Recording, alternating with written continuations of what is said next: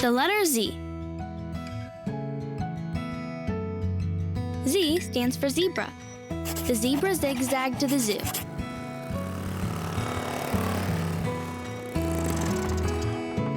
Ready to write? Let's get started with proper posture. Feet on the floor.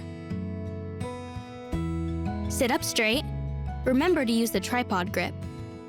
Here's how you hold your pencil if you're right-handed.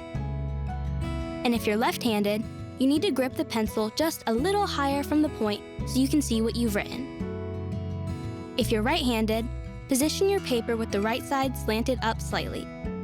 If you're left-handed, slant the left side up slightly. Let's write a lowercase c. Put your pencil on the baseline and curve right to the dotted line. Go along the dotted line a short way before curving out and down to the baseline. Now we're going to make this same shape again, but much smaller. Curve up from the baseline and right, then down again. This time, go down past the baseline to the bottom line. This is called a descender. Now curve left and back up, closing this loop at the baseline. Then extend the line outward in a jump. Write the letter Z in the air.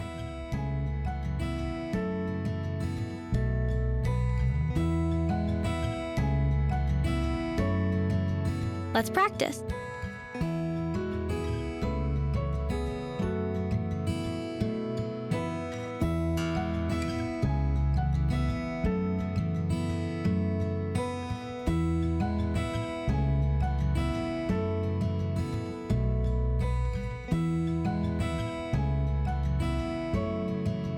Now let's write an uppercase Z.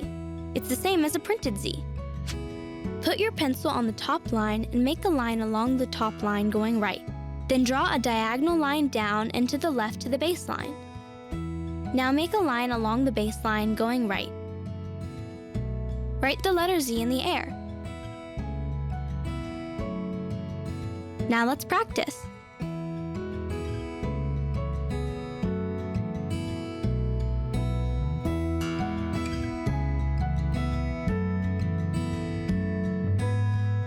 The uppercase C stands alone. It doesn't connect to other letters.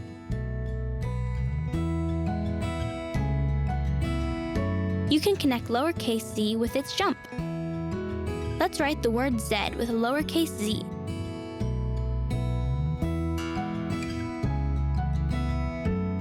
Z is another name for the letter Z.